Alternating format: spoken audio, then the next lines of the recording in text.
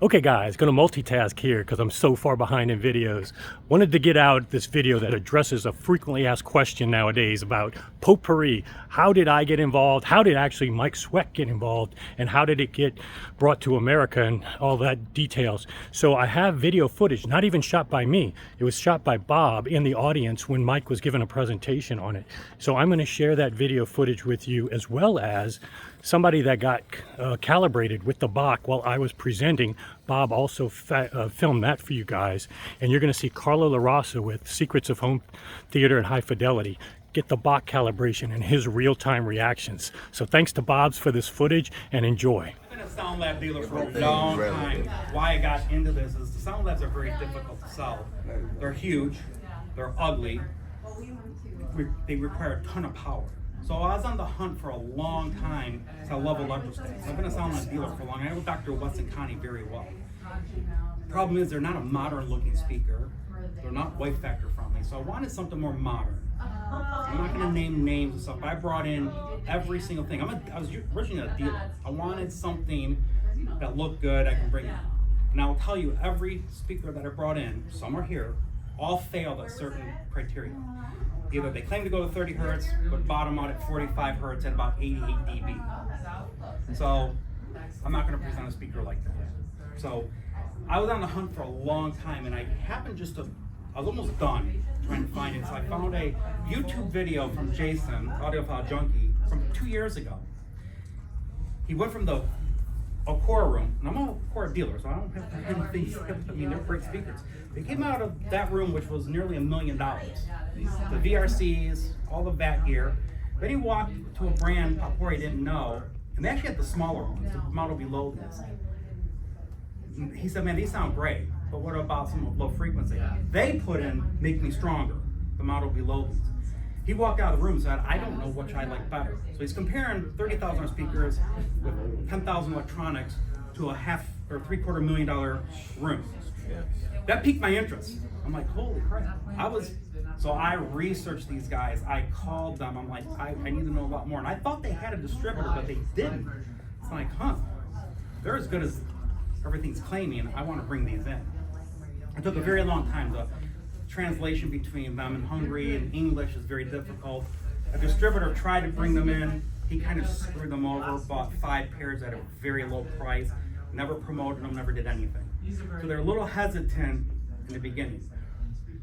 Obviously, when Jason got involved, and Jason has a pretty big platform, that's when things really started rolling.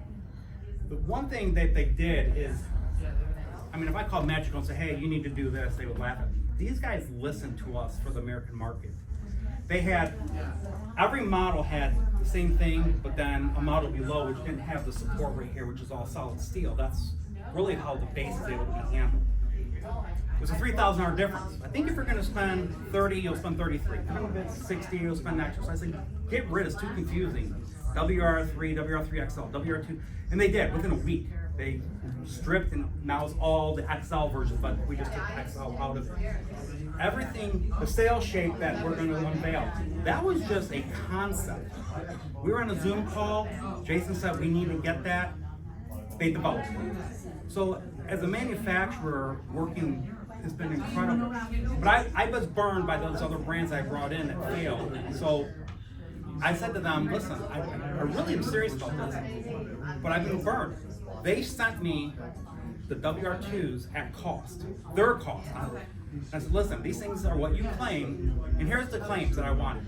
Aesthetics, a lot nicer looking than a lot of electrostat panels. Second claim was they can power about 35 watt tube amplifiers. Now I'm used to sound labs, you need a lot of power. Can they do bass and can they play loud? So I told them this criteria, and I said, Jason's gonna put them through the test. This is not like, they were so confident and they shipped them to me, and I'll tell you, within 1 minute of hearing them, I knew they just, I wanted to sign the contract so bad. I didn't want someone else to get wind and hearings do it. I just have to go through 2 hurricanes before this and get ready for Capital Audio Fest. It all worked out, and that was just a huge success. And that was the model below these. So there's a lot of cool things coming up. Also, they're very aesthetic. thousands of combinations of colors. I have a whole case back there of 100 colors. If you wanted Ferrari red, they'll do it. So this can be red, this can be black, this can be vice versa. You can do any combination that will make them how you want. So they have been just an exceptional company to work with. I mean, we're doing Zoom calls all the time. They're very supportive, want our ideas. So that's one thing that stood out to me is they shipped the speakers at their cost, they backed it, and everything they said, they did. I played these actually with a 5-watt Atmosphere gem amp from Atmosphere. Ralph Carlson from Atmosphere, he's an engineer geek, but he was looking at specs of these, and he said, and I heard this term a lot when you look at the specs, he's like, these are the holy grail electrostats. If they do that, he's like, I'm gonna just send you my 5-watt gem amp, little dinky thing. I'm like, oh man, it played them. Now, we're not gonna hit 100 dB, but neither one of them failed or had a problem. So these are 91 dB efficient. I played them with 35 watts at my house with one single Margulis, and it was unbelievable for 35 watts. The WR3s back there are a little less efficient, they're 88, so you probably need about 50. But unlike a Sound Lab that really needs 300-400, that's pretty amazing. So they're efficient, they have the looks. I think we can all agree they do bass very well for me. This is a 20-inch panel. The speaker is 24, but the panel is actually 20. The WR2s we had half is 15 inches, and we were hitting 108 dB with Make Me Stronger without a problem. So there's what they have done, which is kind of unique, is they mechanically stop. If these are go to 26 hertz, they mechanically stop them at 26, so you're not getting all the lower frequencies in them where you'll hear a lot of noise. So if you have any questions, if not, I'll play more music. But I just wanted to give the background because it was a very long, unique process. And I was a dealer. I'm not made of money. I brought these in because I knew these were something special, and that's kind of the word a lot of people said. So, Are most of y'all familiar with his website? Secrets of Home Theater and High Fidelity. Does a really good job with reviews. Does a really good job translating Italian for us in Italy. So just have a seat there. Okay, you have it. Mike, do you have some of the cleaner? So what we're going to do is the same thing we just did for that gentleman, for Carlo, is that we're going to put these measurements in his ear. Basically, I don't know, Carlo, how familiar are you with this at all? I know how the box works. Okay. But I've never had the actual, Calibration. Yeah, Okay. calibration. So that's the important. Because off axis, we've had some people sit off axis, and even behind you, sit off axis and then behind you, and you can tell a big difference. So the fact that you were able to hear off axis and now in this seat will be very good because you can tell people what the difference is. So basically what we're going to do is put these in your ear. It only takes a matter of 30 seconds. You clip this to your shirt or wherever to relieve the pressure, and then there's a right and a left. The right is the red, and the opposite one is the left. Yeah. So does the seats on the left and right, do we get any benefit of that? Some, but it's mainly the person behind, Yeah, mostly okay, behind. understand. It's not any worse than any other room where Yeah. you're sitting off axis. There's always a sweet spot, but basically, it's not going to be any worse, but it's not ideal. Yeah. And like that gentleman, you heard him, maybe when his favorite song came on. There's a definite difference. So these are the brand of speakers that you have in your own. I have the model down from this. This is 60-something thousand. I have the 34,000. Gotcha. Although I'm ordering the ones that are the sale model. You can see them. How tall are those sale models? I haven't got the exact specs yet, but I think they're going to be taller. Taller than yours? You don't want your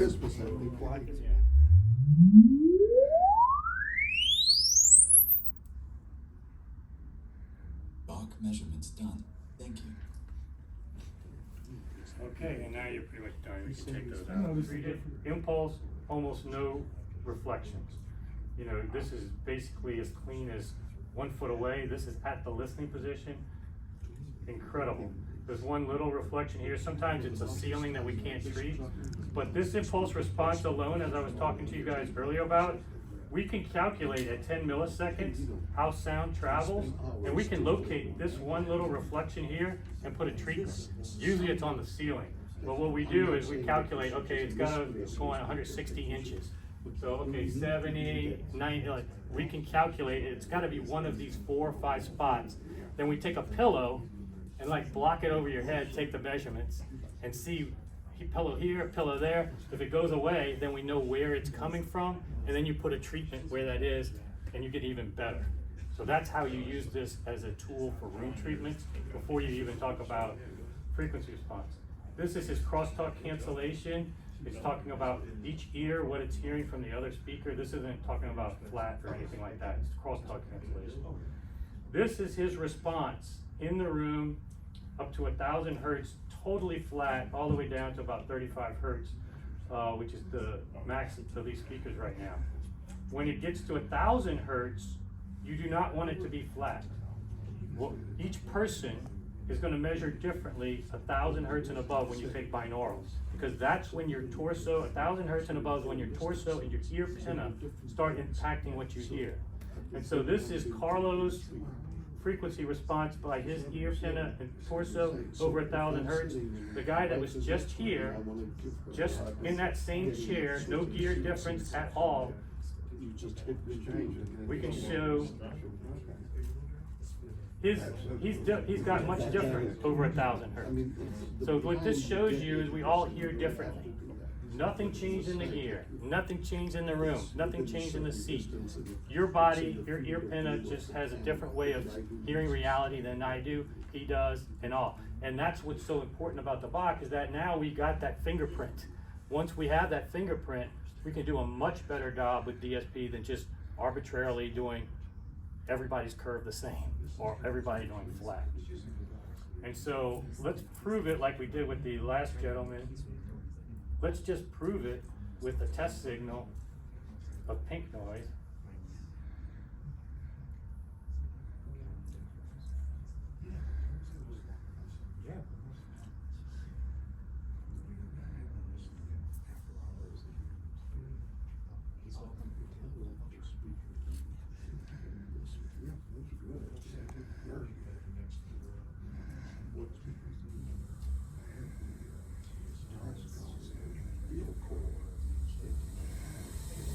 Okay, so this is the corrected pink noise with his filter.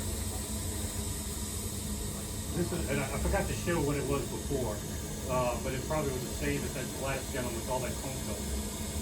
But what I'm going to do is show you what the before and after is with just pink noise. Pink noise is all the frequencies playing at the same time randomly. It should be a ball of sound in the middle. What I'm going to do is just hit bypass. It's going to turn off everything that the filter did, and you're going to hear what this room sounds like and these speakers sound like and what every other room has to deal with natively. Big difference. Yeah, that's the difference that the filter's making. Much more clean, Now you hear where it's filling in. and yeah. And you, Well, with corrected, the ball of the sound's in the center. Uncorrected, it's like diffuse and just kind of thin and weird. and look, until this point, we haven't had anything that we could do to fix this. Like you could do DSP on your own, manual, you could use direct, Trina, whatever. They could do a little bit, but they can't get that timing and that ball tight like that. They can't improve all the things of the speaker. And actually, pistonic driver speakers with multiple drivers, the delta is even bigger difference when you do that AB of pink noise. But let's go ahead and play some music. I want to.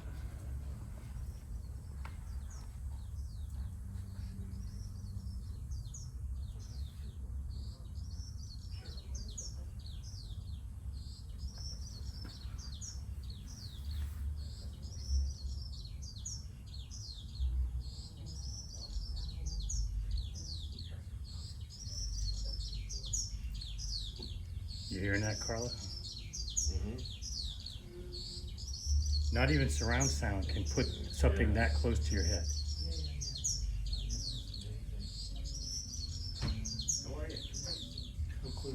It's like it was like, felt like it was like coming behind my head, like Yeah. really close. It was really weird. But neat. But watch when the band plays though, it's not just in your head or behind your head.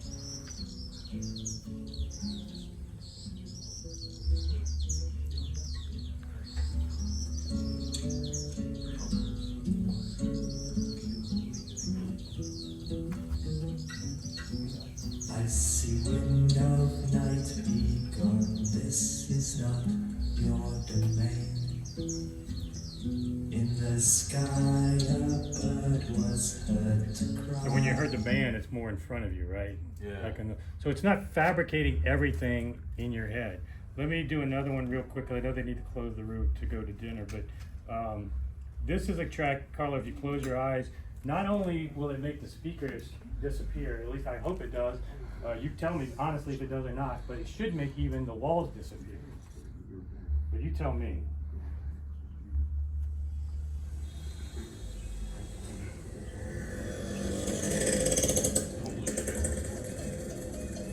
If you didn't know the speakers were there, you close your eyes.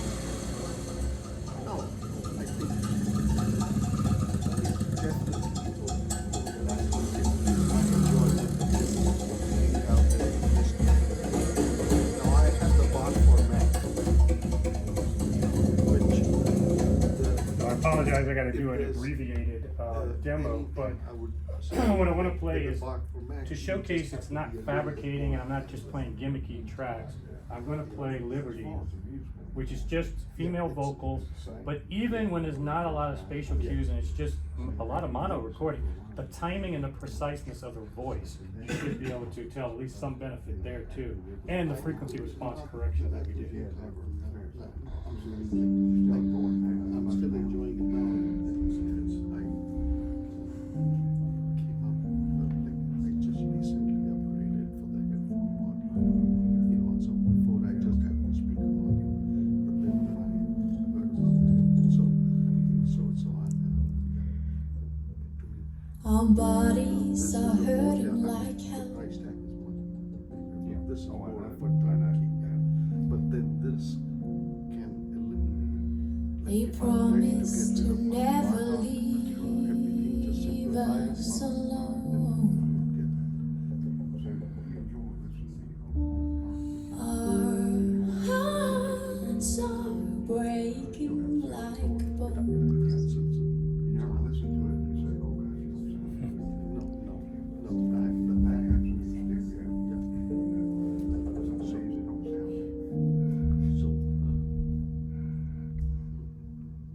Picking stars like apples from the sky, threatening to throw them in the sea, so we won't have anything to gaze upon.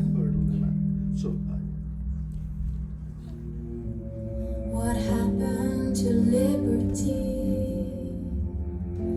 and the bridges we almost got done?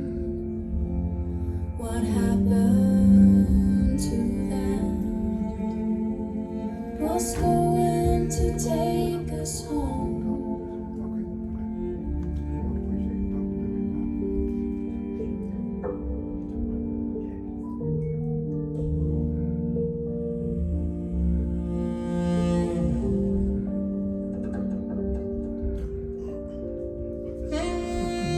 So, Okay, that is like a probably the biggest mind. I'm not going to use the word, but you know what I'm going to say. And I think I've heard in a long time. well, the way I've been explaining this to people is that we've always had in video 4K, 8K, and they have been able to really, anybody can see it, everybody can know it. We haven't had that. Even when we have $1 million speakers, regular people go in there, okay, it's cool looking. It doesn't universally appeal to us. There's even $1 million speakers here where I've heard a lot of not flattering things about. But now you have something that anybody can hear that. Anybody can A/B that. And the envelopment, the level of getting rid of speakers, which we've always tried to do, getting rid of our walls, getting it perfectly corrected for our ears. This is another level we can take this hobby now. The technology is there. We just gotta fight our own biases or whatever.